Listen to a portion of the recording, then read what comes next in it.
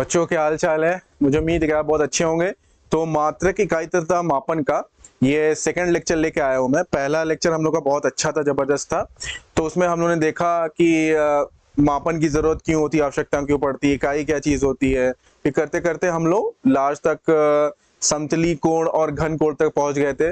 तो अगर वीडियो को नहीं देखा है तो उसको भी देखो, उसके नोट्स बनाओ। उसके आगे अब हम लोग बढ़ते हैं। अब यहाँ पे हम लोग देखने जा रहे हैं कि ये जो डिग्री है, अच्छा, ये उसमें मैंने ये ध्यान देने योग्य बात ये है कि जो अभी तक ऐसे पढ़ लेते हो ना 90 डिग्री, 180 डिग्री, 360 डिग्री, तो अब ये नहीं बोलना, ठीक है ना। ये एसआई मात्रक नहीं होता है। एसआई मात्रक क्या होता है? रेडियन। देखो इस तरह का क्वेश्चन नहीं आया अभी तक तुम्हारे उसमें, जैसे जेईई में, नीट्स में, या तुम्हारे बोर्ड में उतना नहीं पूछा। लेकिन ये कि अब क्योंकि क्वेश्चन बहुत अच्छे अच्छे सेट करते हैं, तो बहुत उम्मीद है कि इस तरह के क्वेश्चन भी अचानक आपको आश्चर्यचकित वो कर सकते हैं या सरप्राइज कर सकते हैं, ठीक है। तो देखो ये क्वेश्चन क्या है। तो पिछले अगर क्या नाम है वीडियो में जाके देखो, ये सब मैंने पढ़ाया है। समतली कोण थीटा बनता है और थीटा बराबर क्या होता है? चाप बटा त्रिज्या। कोण बराबर क्या होता है? चाप बटा त्रिज्या, ओके। और ये 2D होता है, 2D कोण भी कह सकते हो। क्या कह सकते हो? 2D कोण। मतलब X axis, Y axis, Z axis जो होते हैं, ये एक्स और वाई में बनता है, मतलब दो तलों के बीच बनता है, ठीक है ना। मतलब एक प्लेन में, कहने का मतलब है एक प्लेन है, उसमें दो लाइन है। जस्ट लाइक ये दो उंगली के बीच बन रहा है ना, दो पेन के बीच बन रहा है, दो पेन के बीच बन रहा है एंगल। और बाकी फिर मैंने ये बताया था कि वो जो 3D एंगल जो होता है वो किसी सॉलिड के अंदर 3D में है ना। ये तो समतली कोण की, ये समतली कोण हो गया था। ये क्या हो गया था? और दूसरा क्या था तुम्हारा? दूसरा तुम्हारा घन कोण था। घन कोण कैसे बनता है? जब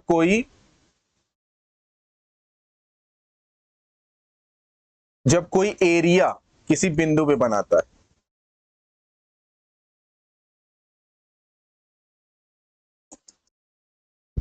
ठीक है ना, ये एरिया था।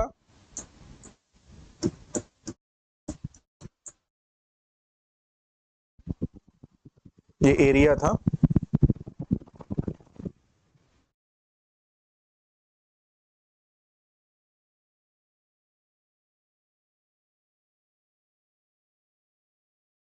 ये एरिया,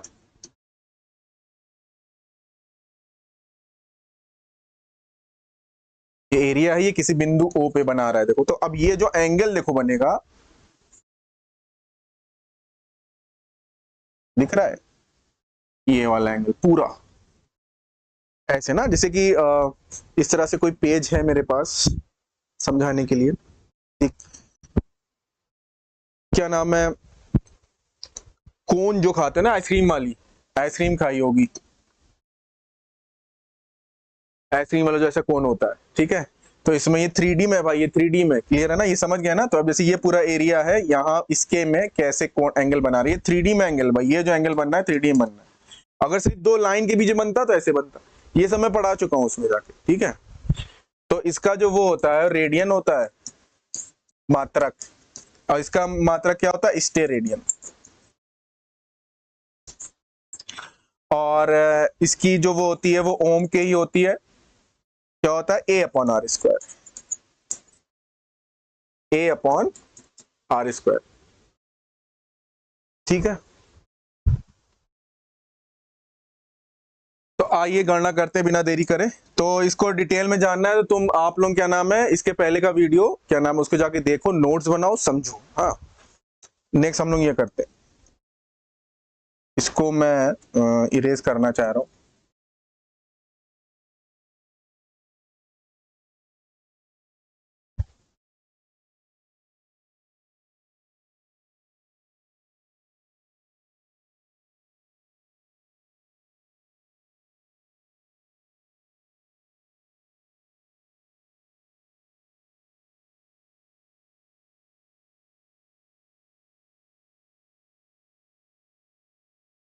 कह रहा निम्नलिखित कोणों की गणना कीजिए। 1 डिग्री, तो बताओ क्या होता है तुम्हारा? पूरा 360 डिग्री जब घूम जाता है, पूरा 360 डिग्री घूमता है तो कितना होता है? 2 पाई रेडियन। क्लियर है? 360 डिग्री भैया जब यहाँ पे पूरा घूमोगे ये एंगल 360 डिग्री घूमोगे तो वो क्या होता है तुम्हारा 2 पाई रेडियन होता है, ये SI है।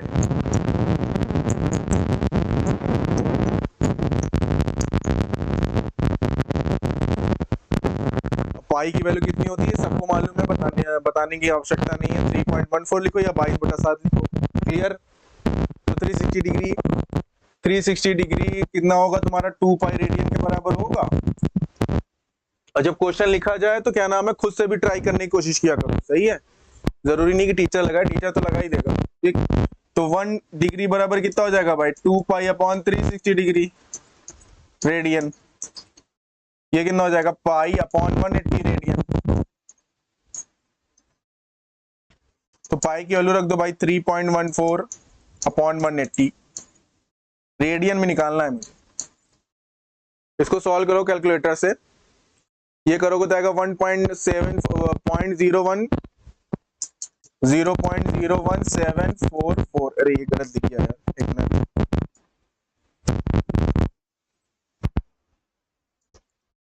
0.01744 जीरो है ये 0.0।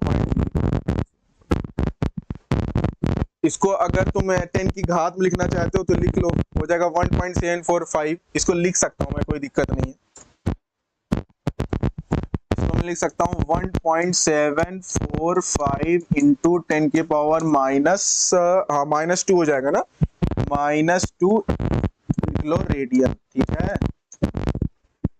तो इस तरह के क्वेश्चन देके आपको सरप्राइज क्या, मतलब जो चीज पढ़ा है कॉन्सेप्ट आता है तो कर ही लेंगे, किसी चीज को इग्नोर मानने की जरूरत नहीं है, ठीक।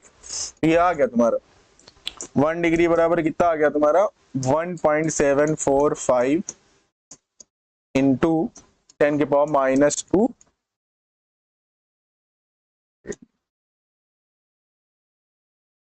रेडियन।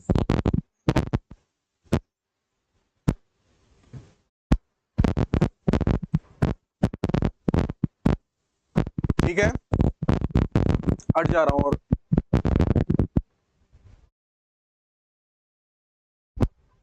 देखो किस तरह से निकलता है। आप बाकी सब लोग, तुम नेक्स्ट जो देने जा रहा हूं वो ये 1 डिग्री निकल गया, ठीक है। आगे बढ़ो, ज्यादा टाइम नहीं खर्च करते हैं इस पे। 1 मिनट निकालो। तो 1 डिग्री में कितने होते हैं 60 मिनट होते हैं। 1 डिग्री में क्या होते हैं 60 मिनट होते हैं। तो 60 मिनट ये, अच्छा ये निकाल चुके हो तुम। अब 1 डिग्री तुम निकाल चुके हो ना, 1.745 इंटू 10 के पावर -2 रेडियन।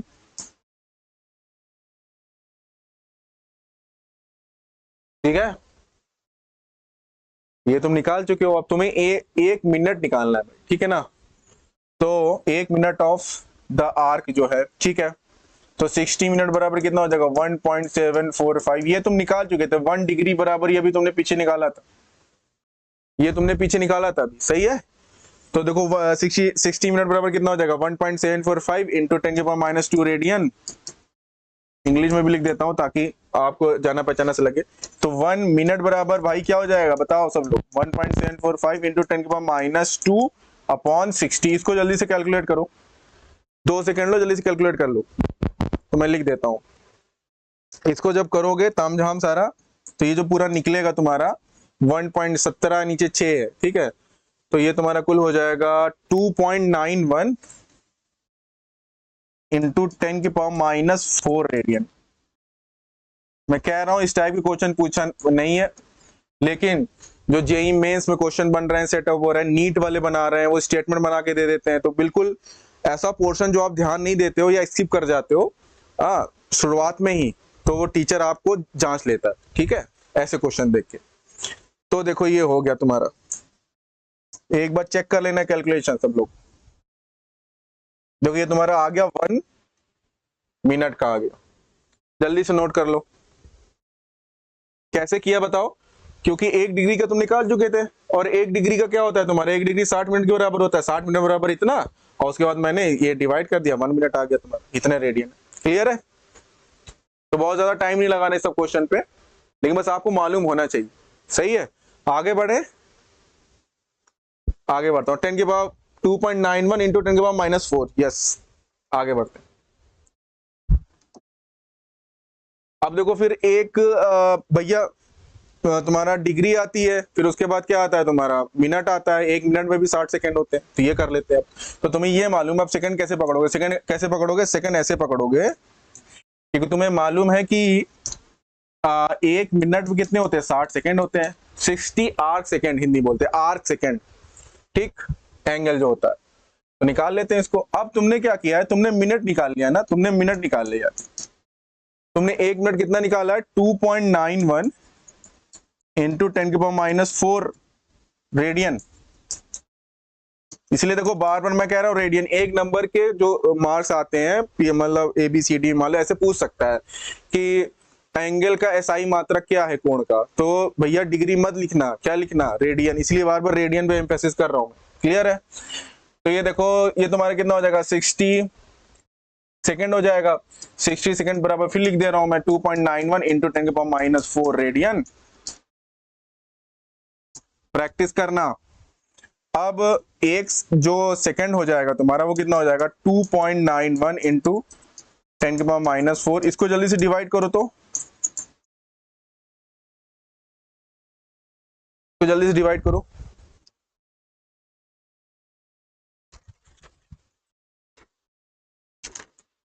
इसको जल्दी से डिवाइड करो।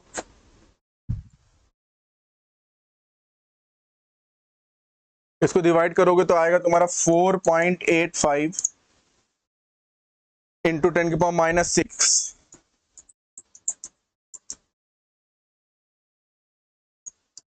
बहुत ज्यादा टाइम नहीं लगाना इसमें, तो 1 तुम्हारा आ गया सेकेंड। 4.85 लगभग 4.85 इंटू 10 के पावर -6, देखा तो कैसे चल रहा, -2 -4 ऐसे हुआ है। आगे बढ़ते हैं, अब आते हैं इसके मेन कॉन्सेप्ट पे। तो एंगल देख लिया ना, एंगल में मतलब एक नंबर में गलती मत करना, या कहीं बड़े क्वेश्चन में अगर आप इसी में कंफ्यूज हो डिग्री में इसमें तो फिर दिक्कत हो जाएगी, ये कॉन्सेप्ट आपको क्लियर होना चाहिए, ये ठीक है। आगे बढ़ता हूं, ये 4 है भाई, 9 नहीं है,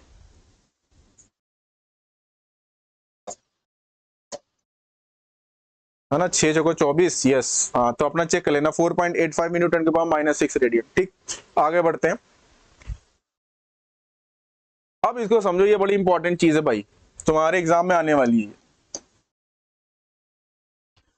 एग्जाम में आने वाली के मतलब इतना इंपॉर्टेंट कॉन्सेप्ट है कि मतलब बहुत से बच्चे, ज्यादातर बच्चे इसमें गलतियां करते हैं, हो सकता है माइट भी आप भी गलती कर रहे हो, और अगर आता है तो अच्छी बात है कि द्रव्यमान में और भार में किस तरह का फर्क होता है, किस तरह का अंतर होता है, तो वो थोड़ा सा कंफ्यूज रहते हैं, द्रव्यमान क्या है, ये क्या है, तो उसको निकालने के लिए साइंटिफिकली प्रयोगशाला में हम लोग कैसे करते हैं, है ना।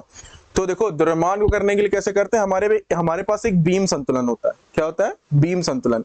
अगर अभी जब प्रैक्टिकल करने जाओगे, क्या नाम है, वहां पे जाके सर लोग से बोलना कि हमें बीम संतुलन दिखाइए, ये इसको स्प्रिंग बैलेंस बोलते हैं, कमानीदार तुला बोलते हैं आप, ठीक है, तो सर लोग तुम्हें दिखाएंगे उसमें। अब मास कैसे करते हैं, देखो इसमें करते हैं कि जिसमें एक मैं मास रख देता हूँ, पेन दूसरी लेता हूँ,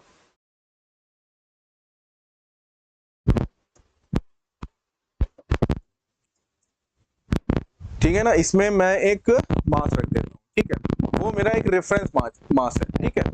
अब ये मैंने रख दिया, अब इसके हेल्प पे अब जो कोई बात है, जैसे हमारे पास मोबाइल है मेरे पास, अब इसको क्या नाम है, इसका मास मुझे नहीं पता है, लेकिन इसके हेल्प से मैं यहाँ पे इसको रख दूंगा, जब इसको इस पे रख दूंगा तो इसका जितना होगा वही इस मोबाइल का हो जाएगा। ये क्लियर है ये बात? तो यही ये कह रहा है कि ये द्रव्यमान का मापन करता है। सबसे बड़ी कंफ्यूजन तो बच्चों को ये रहती है, क्या करती है, ये द्रव्यमान मापता है, ये एक नंबर का क्वेश्चन आ सकता है, ठीक है, क्या मापता है, बीम संतुलन क्या मापता है, द्रव्यमान मापता है, और द्रव्यमान आप सापेक्ष मतलब निरपेक्ष नहीं नाप सकते, मतलब आप डिपेंड हैं इस पे। ये वाला जो आपने रखा, जो आपके पास होता है ना, जैसे सब्जी वालों के पास होता है, या एक होता है बट्टा सा उनके पास, है ना, तो आप उस पर डिपेंड कर रहे हो एक तरीके से। तो इसका यहाँ जो रखूंगा मैं, जैसे मैंने मोबाइल था या जो दूसरा अपना वस्तु रखी, वो जो मैं इसको 2 kg के लूंगा, तो अगर ये बैलेंस आ रहा है तो ये भी 2 kg के बताएगा, ठीक है। तो ये जो है बेचारा इस पे डिपेंड कर रहा है, ये बात, इस बात को तुमको समझना है, ठीक। ये द्रव्यमान का मापन करता है या सापेक्ष परिमाण की गणना करता है, मतलब रिलेटिव मैग्नीट्यूड। कहता है भाई मैं तुम पे डिपेंड कर रहा हूं, तुम जो होगे, अगर ये बराबर आ रहा है भाई, सीधी बात है, ये तुम जानते हो कि अगर तराजू भारी, अगर इधर ज्यादा भारी हुआ तो क्या हो जाएगा तुम्हारा, इधर ऐसे लटक जाएगा, ये ऊपर उठ जाएगा। बाकी अगर बैलेंस दिखा रहा है बीम, इसलिए नाम है उसका बीम बैलेंस, बाकी अगर बैलेंस दिखा रहा है तो ये जितना होगा वही इतना होगा ना, ये बात समझे। तो ये इसमें ये पॉइंट बड़ा इंपॉर्टेंट है, ये द्रव्यमान का मापन करता है। नहीं तो अब द्रव्यमान और भार में तुम अगर कंफ्यूज हो, तुम ये लिखे चले जाए कि नहीं कमानीदार तुला जो है करता है, तो ये कंफ्यूजन बिल्कुल हटाइए अपने मन से, ठीक।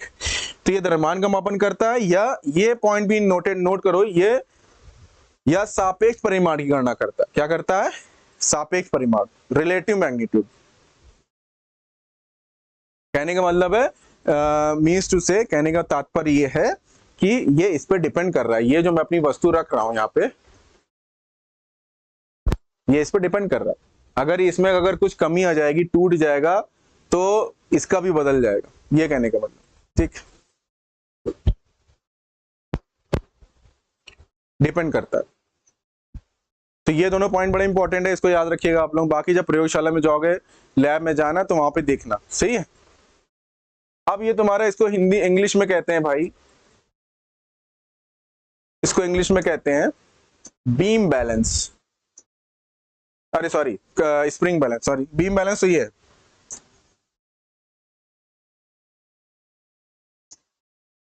भाई ये है आप लोगों का स्प्रिंग बैलेंस।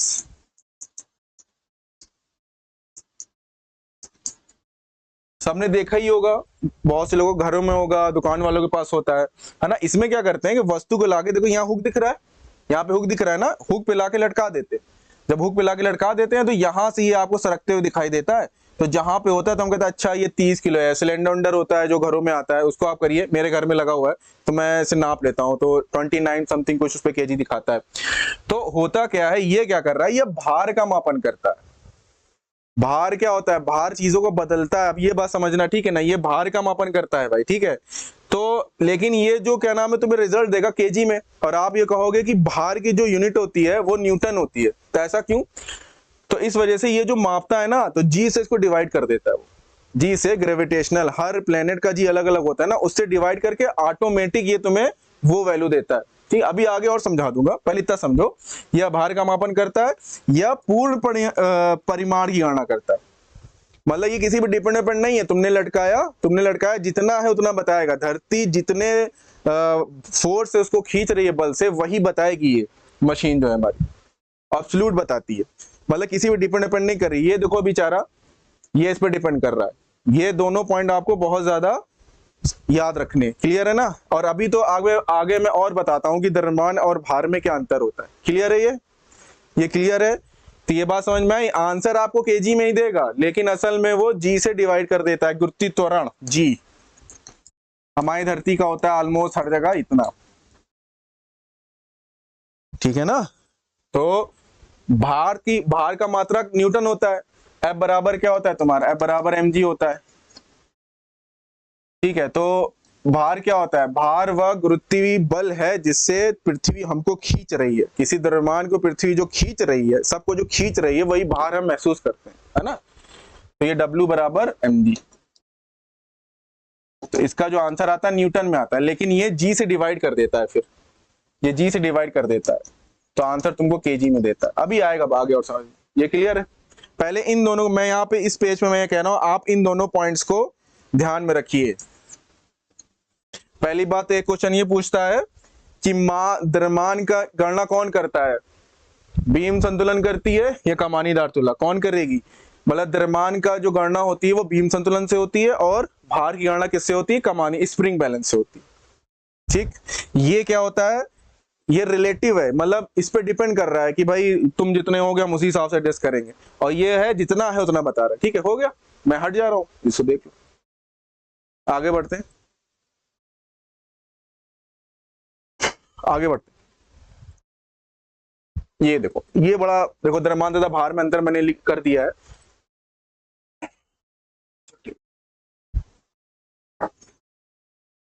देखो ये स्लाइड बड़ी बड़ी इंपॉर्टेंट है तुम्हारे कॉन्सेप्ट बनाने के लिए, सब हम लोगों ने लिख दिया है।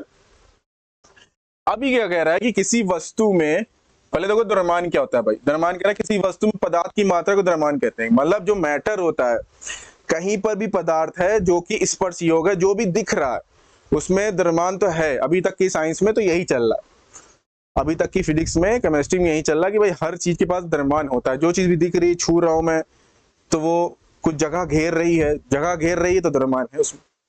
अब जो चीजें नहीं दिखती हैं उसके बारे में कुछ नहीं कहा जा सकता। ठीक, देखो किस वस्तु में पदार्थ की मात्रा को द्रव्यमान कहते हैं। और भार क्या है, देखो ये बड़ा इंपॉर्टेंट है, इसमें बच्चे बहुत कंफ्यूज रहते हैं, ये जानने योग्य बात है। कह रहा भार व गुरुत्वाकर्षण बल है जिससे पृथ्वी किसी वस्तु को अपने केंद्र की तरफ आकर्षित करती है। ये बात है, ये धरती है, धरती किसी ऑब्जेक्ट को अपने खींच रही है अपने केंद्र की तरफ, मास है, और गुरुत्वीय त्वरण जी से खींच रही है, इतना त्वरण लगा रही है उस पे, तो mg ये फिर हम फील करते हैं हमारा भार। जैसे अभी हम लोग जहां पर भी, हम है यहाँ पे, जितने भी ह्यूमंस है या जो भी जो भार महसूस कर रहा है वो धरती अपने तरफ खींच रही है। अभी किसी दूसरे प्लेनेट पे मैं जाए, किसी दूसरे ग्रह पे जाए, चांद है, जैसे चांद 1/6 से खींचता है, तो अगर कोई यहाँ 60 किलो का है तो वहां 10 किलो का हो जाएगा, तो वहां की धरती नहीं खींच रही उतना। अगर और कोई प्लेनेट है जो छोटा है तो वो और कम उससे खींचेगा, तो हम और हल्के हो जाएंगे। कोई प्लेनेट बहुत बड़ा है, वो और ज्यादा भारी तरीके से खींच रहा है, गुरुत्वीय त्वरण उसका और ज्यादा है, तो हम और भारी हो जाएंगे, है ना। इससे होता है वेट का मतलब वो प्लेनेट आपको खींच रहा है। मास को जब खींचता है जितनी तेजी से खींचेगा, कोई एक बहुत बड़ा प्लेनेट आ गया वो बहुत तेजी से खींच रहा है, तो यहाँ पे जो 10 किलो का आदमी हो सकता है 1000 किलो का हो जाए, 1000 किलो का हो जाएगा। और हमारी धरती उतनी तेजी से नहीं खींच रही है, मतलब एक मीडियम तरीके से खींच रही है, वो 9.8 मीटर पर सेकेंड स्क्वायर के एक्सेलरेशन से खींचती है। तो भार क्या है, धरती का खिंचाव। भार क्या है, द्रव्यमान को खींचना भार कहते हैं। क्लियर है। फिर दूसरा पॉइंट क्या कह रहे हैं, पहला पॉइंट हो गया, दूसरा पॉइंट क्या कह रहे हैं कि किसी वस्तु का द्रव्यमान प्रत्येक स्थान पर नियत रहता। अब मास कभी नहीं बदलेगा।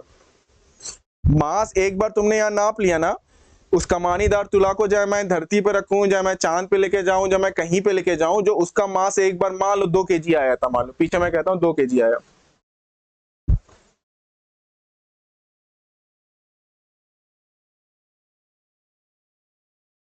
अब ये 2 kg पूरे ब्रह्मांड में 2 kg रहेगा। बात आ रही समझ में। तो मास द्रव्यमान नियत होता है, द्रव्यमान नियत होता है, सीधी सी बात। और ये तो समझ रहे हो कि सर भार जो होगा वो तो बदलता है ना, धरती पे बदल जाता है, थोड़ा थोड़ा बदलता है, जैसे जैसे जी की वजह से, मतलब थोड़ा उतना स्लाइटली बहुत बदलेगा थोड़ा सा।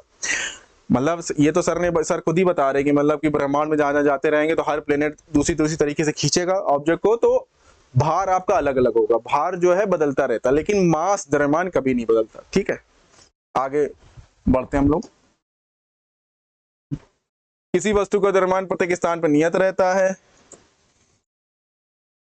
किसी वस्तु का भार ब्रह्मांड में नियत नहीं रहता, ये कीप्स ऑन चेंजिंग, मतलब बदलता रहता है। मतलब अगर हर प्लेनेट अलग अलग तरीके से खींचेगा तो क्या नाम है, उसका भार बदलता जाएगा। ओके, द्रव्यमान को निकालते कैसे हैं,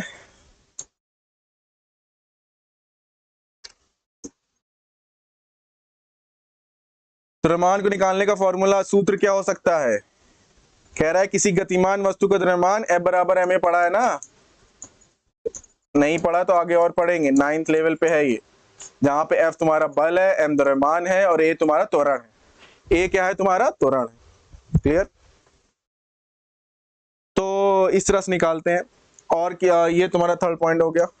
अब इसमें थर्ड पॉइंट क्या कह रहा है, किसी वस्तु के भार की गणना W बराबर mg, मतलब वो जो मास m था उसको इतनी बड़ी सी धरती जो खींच रही थी अपने पास, g से जब उसका मल्टीप्लिकेशन हो जाता है तो वही W बराबर mg, W बराबर mg जो क्या हो जाता है, वही उसका क्या हो जाता है, भार हो जाता है। सही है ना। द्रव्यमान का मात्रक क्या होता है, द्रव्यमान का मात्रक kg होता है। ये समझने की बात है, यहाँ पे भी कंफ्यूजन होती है। द्रव्यमान का मात्रक kg होता है और भार का मात्रक न्यूटन होता है। भार का मात्रक क्या होता है, न्यूटन होता है। लेकिन जैसे कमानीदार तुला में स्प्रिंग बैलेंस में जब जाते हैं, है ना, स्प्रिंग बैलेंस में जब जाते हैं कमानीदार तुला में, तो उसमें आता न्यूटन में है, लेकिन उसको आसानी के लिए, जैसे मैं जा रहा हूँ, मेरा जो वेट है मान लो 55 kg आ रहा है, तो वो ये तो द्रव्यमान बता रहा है, नहीं असल में उसने नापा था क्या नाम है, भार, लेकिन जी से डिवाइड कर दिया उसने। यहाँ पे देखो ना, जैसे W बराबर mg आया है, नापता ये है, बाद में क्या करता है, W/g कर देता है, क्या कर देता है, तो फिर तुम्हें m मिलने लगता है, क्योंकि m क्या होता है तुम्हारा kg। ये बात होती है, अंदर सेटिंग होती, सही। तो ये याद रखना है भाई, ये पॉइंट भी इंपॉर्टेंट है कि द्रव्यमान का मात्रक किलो केजी होता है, भार का मात्रक न्यूटन होता है। इस तरह की क्वेश्चन दे देगा तो कंफ्यूज हो जाओगे, ठीक है। भार का मात्रक न्यूटन होता है और इसका होता है तुम्हारा केजी। हट जा रहा हूं मैं थोड़ा सा, 2 सेकंड देख लो।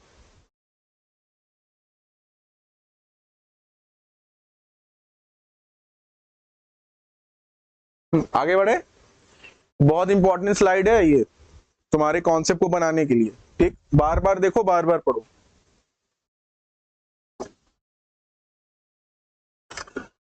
अब हम लोग थोड़ा विमा में आते हैं। विमाएं क्या होती हैं, डायमेंशंस।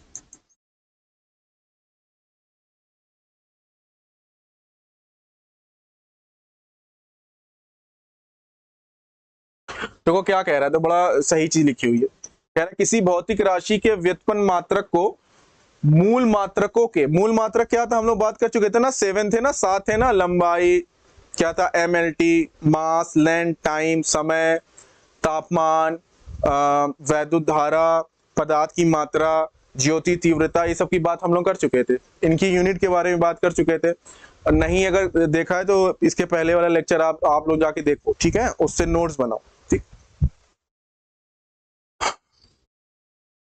विमाओं की बातें कर, यहां से मेन जो है तुम्हारा बहुत बड़ा ही इंपॉर्टेंट चीज शुरू हो रहा है। एक मतलब क्वेश्चन तो बोर्ड में तुम्हारे रहेंगे, जो जेई का एग्जाम दो, चाहे नीट का एग्जाम आप दीजिए, उसमें तो रहना ही रहना है एक क्वेश्चन, 100% है ये, ठीक। तो इस वजह से ये कॉन्सेप्ट बहुत ज्यादा इंपॉर्टेंट हो जाता है, आसान भी है। तो किसी भौतिक राशि के व्युत्पन्न मात्रक को, मतलब ड्राइव्ड जो है, ड्राइव ना 7 वो होते हैं, बाकी दुनिया भर के जितने हैं वो कितने हैं, वो तुम्हारी ड्राइव फिजिकल क्वांटिटी है, व्युत्पन्न मात्रक है, उत्पन्न हुए हैं वो। किसी भौतिक राशि के व्युत्पन्न मात्रक के मूल मात्रकों को के जिन जिन घातांकों, देखो मेन बात ये है, विमा तुम्हारी घातांक है, विमा जो होती है वो पावर को कहते हैं, घातांक को कहते हैं। विमी सूत्र अलग होता है, विमी सूत्र अलग होता है, विमा क्या होती है, घात होती है। पहली बात तो तुम्हें ये याद रखना है कि विमा क्या होती है, घात होती है। अभी और तुम्हें समझ में आएगा और आगे। उस राशि की विमाएं कहते हैं 7 मूलभूत राशियां होती है तथा उनके विमी सूत्र होते हैं। 7 ये हम लोग पिछले लेक्चर में पढ़ चुके हैं, MLT है ना, A K, नहीं उसके मतलब सॉरी यूनिट के बारे में बात करी थी हम लोगों ने, ये तो अभी कॉन्सेप्ट है।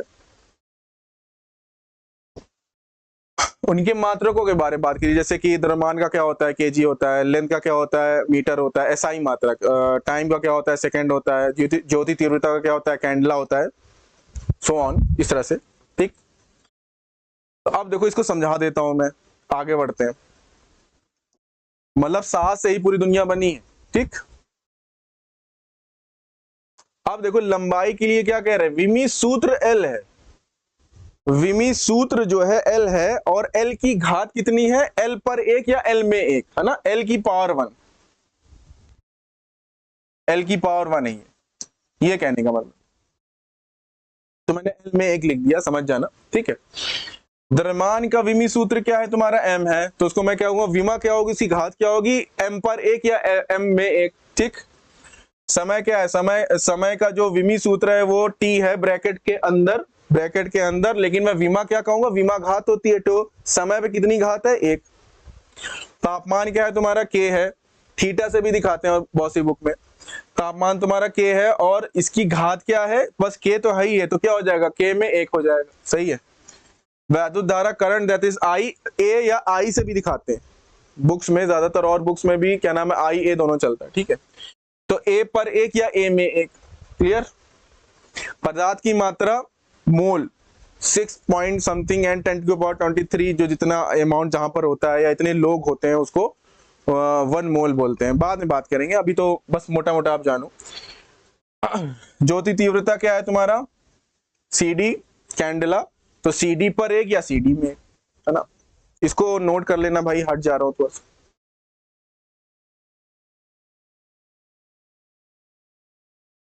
आगे बढ़े।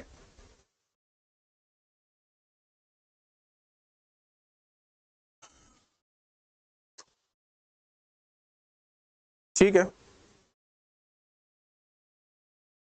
अब देखो इसको समझो थोड़ा। तो मैंने क्या कहा, हम लोगों ने बात ये करी कि विमा जो सर ने ये बताया है, सर ने ये बताया विमा जो होती है घात होती है। डू नॉट गेट कंफ्यूज, बिल्कुल भी भ्रमित होने की आवश्यकता नहीं है ना, इसमें कंफ्यूज होते हैं बच्चे, ठीक। विमा जो होती घात होती, क्या कह रहा है, घात का खेल है भाई। तो मेन जो हमारी क्या होती है, MLTA के 1 2 3 4 5 मोल, फिर CD, सही है ना। तो भैया ये क्या है तुम्हारी, ये मूलभूत भौतिक राशियां क्या है, ये तुम्हारी मूलभूत भौतिक राशियां 7 है भाई।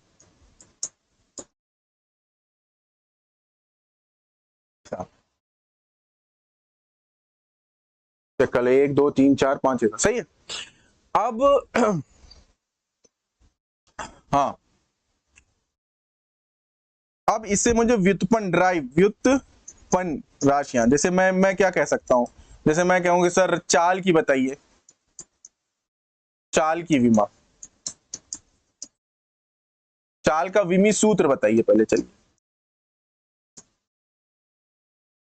तो चाल का विमी सूत्र कहीं लिखा हुआ तो है नहीं, चाल का विमी सूत्र मैं इन्हीं के हेल्प से निकालूंगा ना, क्योंकि ये फाउंडेशन, ये नींव है, इन्हीं के साथ के हेल्प से हम लोग बात कर चुके हैं, इन्हीं साथ के हेल्प से, सहायता से हम लोग बाकी जितनी और राशियां हैं, बल हो गया, त्वरण हो गया, क्या नाम है, संवेग हो गया, वैद्युत प्रतिरोध हो गया, और जितनी जितनी राशियां हैं सबका निकालेंगे हम लोग, ठीक है। एंगुलर मोमेंटम हो गया, कोणीय संवेग, कोणीय वेग, सबकी निकाल डालेंगे।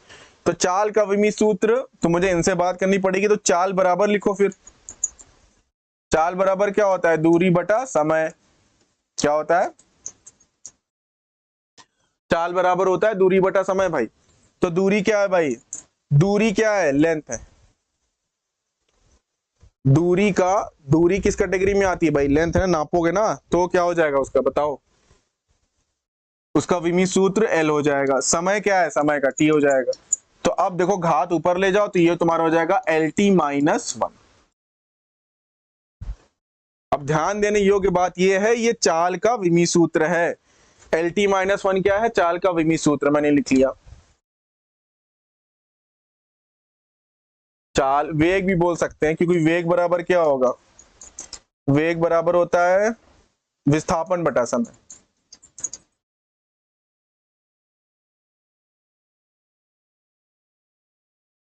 तो विस्थापन भी क्या है, विस्थापन भी L है, विस्थापन भी L है, टाइम T, तो कोई फर्क नहीं, बस ये क्या, ये वेक्टर क्वांटिटी है और ये तुम्हारा स्केलर होता है चाल, वो बाद में अभी चैप्टर आएगा। ये भी तुम्हारा LT-1। तो मैं कह सकता हूं चाल, चलो वेग ज्यादा यूज करते हैं, तो वेग का, चाल और वेग एक ही चीज है ऑलमोस्ट, मतलब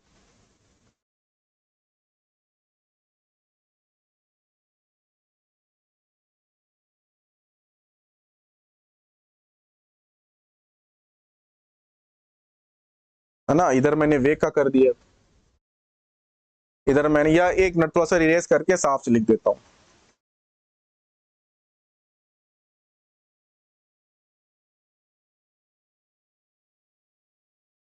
समझ गया होगा कि अब पकड़ में आ रहा होगा कि अच्छा इस तरह से करना है। तो वेग का मैं लिख के देखो बनाना चाहता हूँ क्वेश्चन कैसे बनते। अब मैंने वेग का लिख दिया, तो वेग बराबर तुमने कहा, वेग बराबर तुमने कहा विस्थापन बटा समय होता है।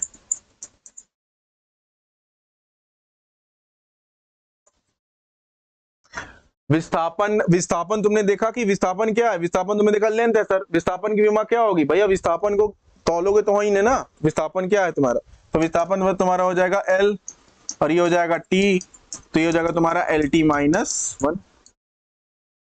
तो अब देखो यहाँ पे मैं कहूंगा कि वेग का विमी सूत्र, देखो यहाँ पे ध्यान दो, वेग का विमी सूत्र LT -1 डब्बा के अंदर बंद ब्रैकेट के, LT -1 है, ठीक, तथा वेग की विमाएं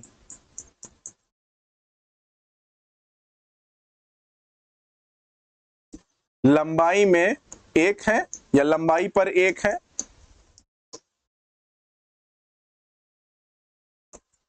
तथा समय पर या समय में -1 है, ठीक है ना, घात की बात हो रही है, इंपॉर्टेंट चीज है भाई, ये क्वेश्चन घुमा फिरा के पूछ लेगा तुमसे। तो वो विमी सूत्र अलग चीज होती है और विमाएं क्या होती है, विमाएं घात है, घात किसकी किस पे आ रही है, सिर्फ L के पर आ रही है और T के पर आ रही है घात, पावर जो है, क्लियर। अगर M के बारे में देखोगे तो द्रव्यमान पे 0 है, ये भी कह सकते हैं भाई, LT -1 को मैं कह सकता हूं M की पावर 0, L की पावर 1, T की पावर -1। देखो M की पावर 0 है, देख लो M की पावर 0 ना, इस तरह से लिख सकते हो, तो कह सकते हो तथा समय में -1 है, तो द्रव्यमान पर या द्रव्यमान में, दोनों चल जाएगा, द्रव्यमान में 0 है, 0 है। तो एक बड़ा कॉन्सेप्ट क्लियर हुआ आज तुम लोगों को कि एक अच्छी चीज ये समझ में आई यहाँ पे कि विमी सूत्र अलग होता है और विमा अलग होती है। विमा जो होती है घात होती है, बच्चे क्या करते हैं, टीचर ही बहुत से क्या करते हैं, मिक्सअप कर देते हैं, बोलने लगते हैं कि वेग की विमा जो होती है LT -1 है। तो ये इस तरह से क्वेश्चन में जब आप अच्छा एग्जाम आप दोगे तो वहां फंस जाओगे, दोनों को मिक्सअप मत करना प्लीज, मैं हट जा रहा हूं, ये वेग का विमी सूत्र है, ठीक है। अब मैं कुछ बहुत अच्छे उसका करा देता हूं, फिर नेक्स्ट क्लास में हम लोग और इसका लेवल पढ़ाएंगे।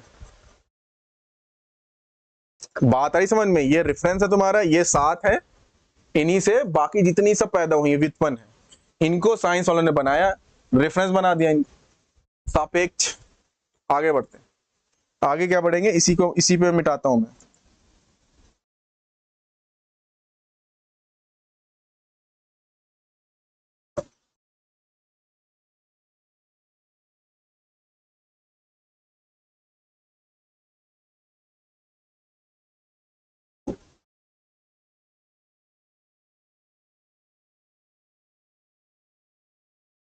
ठीक है, तो अब आओ मैं लाइन से करा देता हूं, ठीक।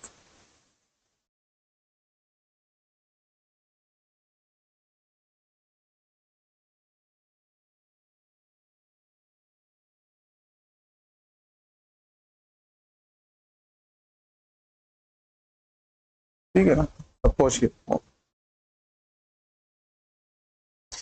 तो वेग से शुरू करते हैं। पहला वेग का तुमने देख लिया, विमी सूत्र क्या होता है, प्रैक्टिस करोगे क्लास के बाद।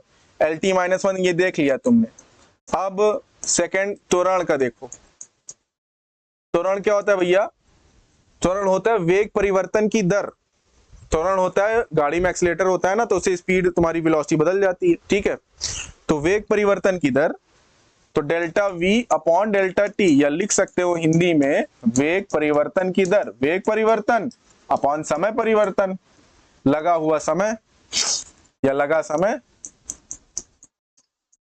कुल लगा समय। बात आ रही समझ में। अब परिवर्तन जो है या डेल्टा से ना कोई फर्क नहीं पड़ता,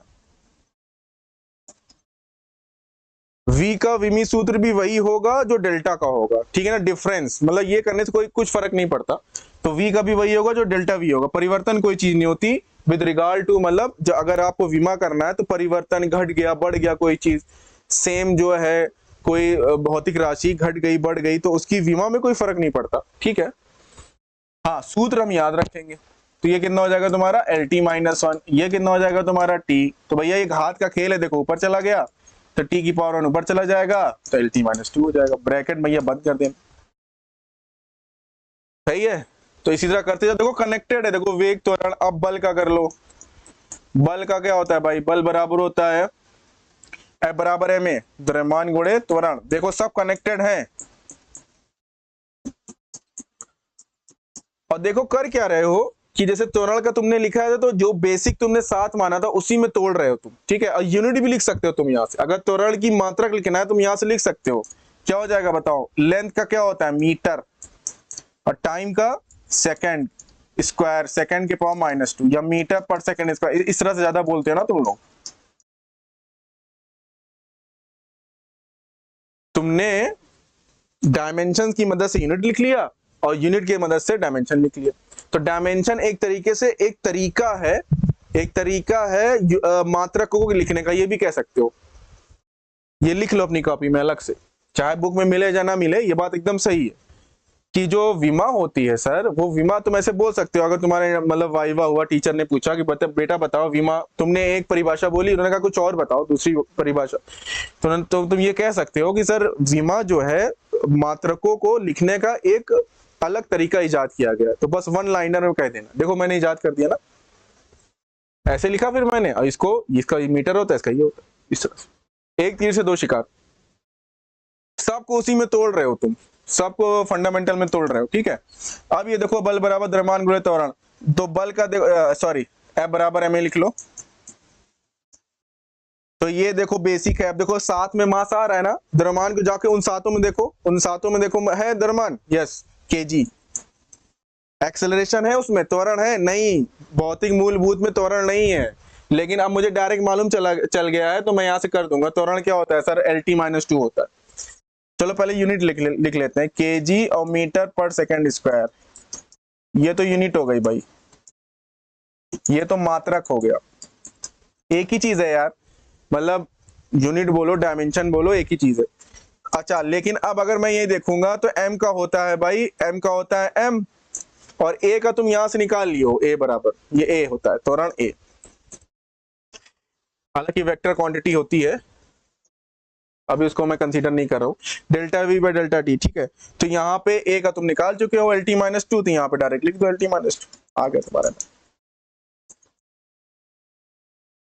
ये देखो ये कनेक्ट करो, kg मीटर सेकंड स्क्वायर, ये मात्रक, और ये क्या है तुम्हारा, ये विमी सूत्र है भाई।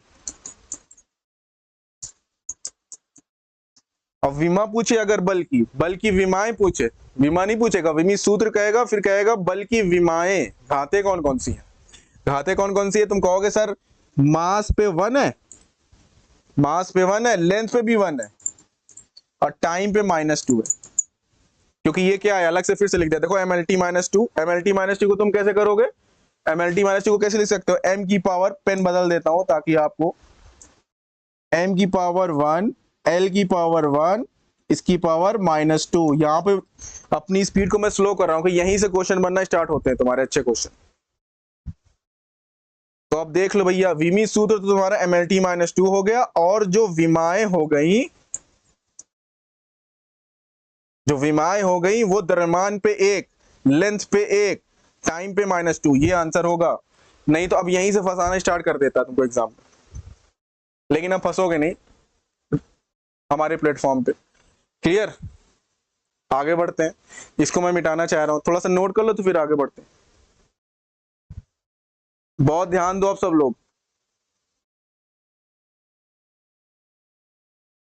तुम्हारे 2-3 बहुत अच्छे क्वेश्चन बन चुके हैं और इस पे पूछता भी रहता है, ठीक, हर एग्जाम में। अब मैं इसको इरेज करना चाहता हूं।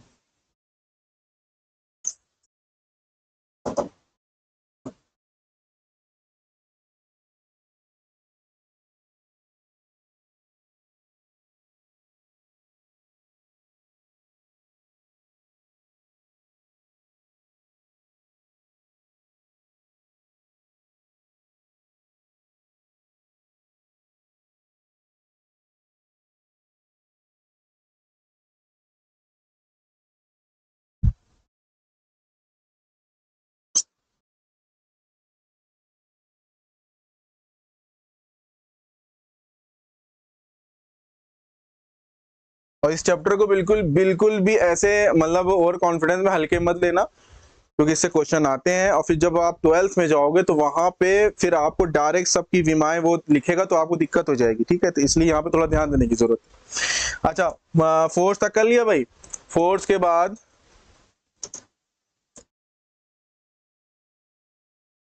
बाद कर लेते हैं अब एफ, वर्क कार्य का कर लेते हैं। कार बराबर क्या होता है भाई, फोर्स बल गुणे विस्थापन, मत बोलना से, बल गुणे बल की दिशा में विस्थापन। और जब आएगा चैप्टर तब पढ़ेंगे हम लोग, लेकिन इस तरह से कॉन्सेप्ट को सही करना है। बल गुणे विस्थापन कोई चीज नहीं होती, बल गुणे बल की दिशा में विस्थापन, ठीक है। फिलहाल अभी वो टारगेट नहीं हमारा, अभी सिर्फ आप फॉर्मूले पे जाइए। तो भैया अब डायरेक्ट विमी सूत्र अगर करेंगे तो एफ, भैया ये तो एकदम बिल्कुल तुम्हें रट ही जाएगा। जो फिजिक्स में थोड़ा भी ध्यान देता है ये तो रट ही जाता है। MLT -2 और विस्थापन क्या है, लेंथ है, तो ये हो जाएगा तुम्हारा ml स्क्वायर टी की पावर -2 कार। अब यहां पे इंटरेस्टिंग बात, अब मैं गतिज ऊर्जा की निकाल देता हूं। गतिज ऊर्जा समझते हो ना, काइनेटिक एनर्जी बोलते हैं इंग्लिश में, that is half mv square. Half M is जहां पे m मास होता है उसका, मतलब द्रव्यमान होता है, v क्या होती है उसकी वेलोसिटी, वेग होता है, ठीक है। तो ये कितना हो जाएगा, हाफ नहीं काउंट किया जाता जब विमाएं लिखी जाती हैं, तो वो ये नंबर कांस्टेंट नहीं काउंट होते, ठीक है। तो ये कितना हो जाएगा तुम्हारा, इसका हो जाएगा तुम्हारा m, v का कितना होता है तुम्हारा LT -1 का स्क्वायर, तो कितना हो जाएगा m L स्क्वायर टी की पावर -2। देखो सेम आ रहा भाई, ये क्वेश्चन बनता है ना, ये देखो इंटरेस्टिंग पॉइंट आ गई, ये पॉइंट बड़ा इंटरेस्टिंग है भाई। सारे स्टूडेंट, छात्रगण कृपया ध्यान दें। देखो इधर ये क्वेश्चन आता है बहुत, कहेगा इनमें से किनकी विमाएं समान है, विमी सूत्र किनका समान है। तो ये देखो मतलब कार की जो विमी सूत्र होती है वही गतिज ऊर्जा का होता है। पहला ना, इसमें मैं ABC बना देता हूं, ABC, ये नोट करो इसको, ठीक है। और C तुम्हारा स्थितिज ऊर्जा होता है। देखो मैं सही लिख रहा हूं, स्थितिज ऊर्जा, इंग्लिश में that is called in English potential energy. क्या, पोटेंशियल एनर्जी। तो इसके डीप में भी नहीं जाना है मुझे बस इतना मालूम है इसका सूत्र क्या हो, मैं सूत्र में जानने में इंटरेस्टेड हूं। पोटेंशियल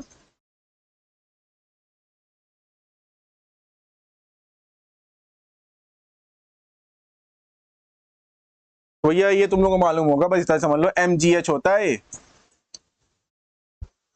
mgh है ना, जहां पे ये द्रव्यमान होता है, g क्या होता है, गुरुत्वीय त्वरण। अब जो त्वरण की होगी, ये भी क्वेश्चन पूछता है, सब नोट करते जाओ। त्वरण की जो होगी वही गुरुत्वीय त्वरण की होगी, जो त्वरण की विमा होगी वही गुरुत्वीय त्वरण की विमा होगी, क्लियर है, ठीक है। तो चाहे त्वरण कहो, अपनी जो दुनिया में हम बोलते हैं हमारी गाड़ी चल रही है उसमें त्वरण का यूज करते हैं, और जो धरती जिस त्वरण से खींच रही है उसको गुरुत्वीय त्वरण कहते हैं। तो लेकिन है दोनों ही त्वरण, दोनों का ही मीटर पर सेकंड का स्क्वायर होता है, ठीक है। तो भाई तो क्या हो जाएगा बताओ, कैसे लिखेंगे, इरेज करना पड़ेगा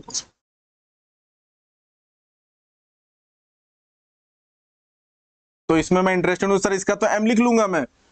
और गुरुत्वीय त्वरण है तो डू नॉट गेट कंफ्यूज, इसमें कंफ्यूज होने की जरूरत नहीं है। जो त्वरण का है, जो एक्सेलरेशन का है, वही ग्रेविटेशनल एक्सेलरेशन का। ये क्वेश्चन पूछ भी लेता है, क्योंकि आप लोग कंफ्यूज होते हो कि एक्सेलरेशन का तो वो है, तो ग्रेविटेशन एक्सेलरेशन क्या होगा, वही होगा, क्लियर।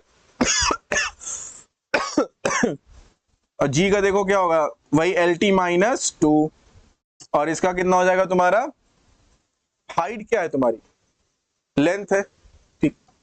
तो हो जाएगा तुम्हारा ml स्क्वायर टी की पावर -2। ये देखो ये C तीनों का बराबर आ रहा है, मतलब कार, गतिज ऊर्जा और स्थितिज ऊर्जा, पोटेंशियल एनर्जी, तीनों की विमा क्या होती, सेम होती है। तो इस तरह से आपको मतलब टेबल बना के देखा कि इनमें से किनकी विमाएं सेम है, तो आपको ऐसे याद होना चाहिए पहाड़ की तरह। जैसे आप कहते हो 4 चौको 16, 5 अट्ठे 40, इस तरह से बोलते हो, तो इस तरह से हाँ जरा ये होता है, मतलब इसमें आप कंफर्टेबल है। कार की जो होगी, इसका मतलब वर्क डन, काइनेटिक एनर्जी और पोटेंशियल एनर्जी इनकी विमा सेम होती है, इसको नोट डाउन करिए आप। और क्या होती है? ml² टी की पावर -2।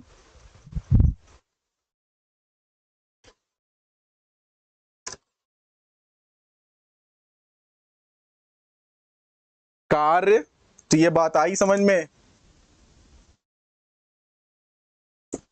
कार्य, गतिज ऊर्जा, शॉर्ट में लिख रहा हूं, स्थितिज ऊर्जा, इन सब की क्या mlt-2, एक ही विमी सूत्र।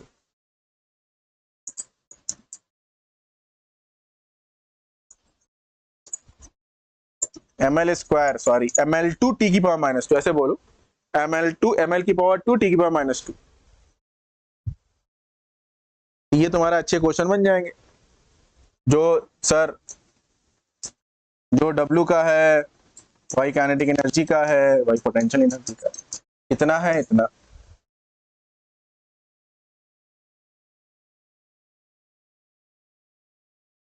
ठीक है,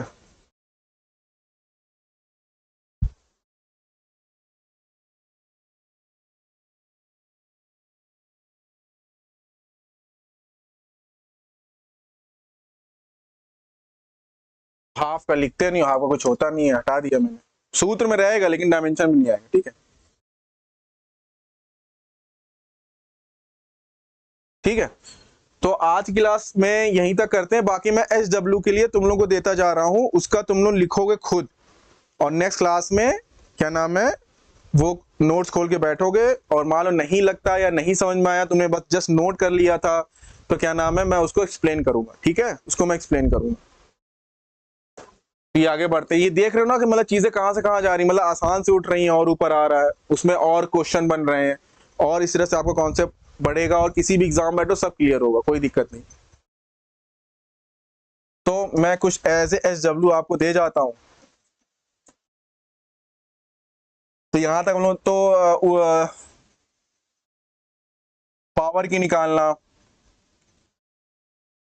कार ऊर्जा तथा क्षमता, पावर की, पावर बराबर होता है W/T, क्षमता, वर्क डन अपॉन टाइम।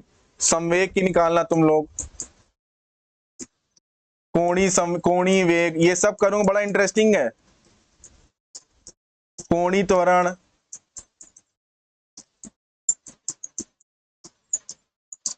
कोण,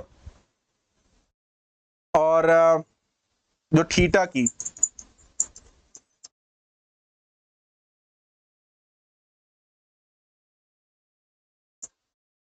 जो एक घन कोण के बारे में बात किए थे उसकी, A/R²। देखना भी कितना मजा आएगा इसमें, और कितना फंसोगे, और सवाल यहीं से बनते हैं। उधर आवेश की निकालना है आपको, 10th लेवल तक पढ़े हो उसका। प्रतिरोध का निकालना है तुम्हें, इतना 10 तक पढ़ा है आपने। और वैद्युत विभव, बस इतना करो, बाकी का काम मैं करूंगा। एटलीस्ट आपको ये करिए आप, ठीक।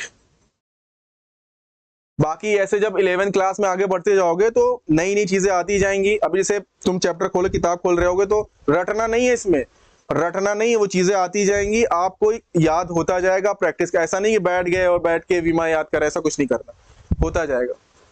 तो क्षमता, कार ऊर्जा तथा क्षमता होता है ना, तो that is power work done by time. संवेग, संवेग क्या होता है, मास इनटू वेलोसिटी।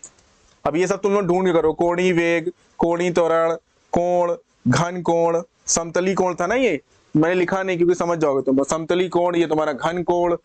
फिर आवेश का बताओ, प्रतिरोध का बताओ, वैद्युत विभव। That is your SW। तुम्हारा SW करके रखोगे, नहीं भी आता तब भी करो, किताब खोलो कम से कम, और अपनी स्टडी आवर्स को बढ़ाइए।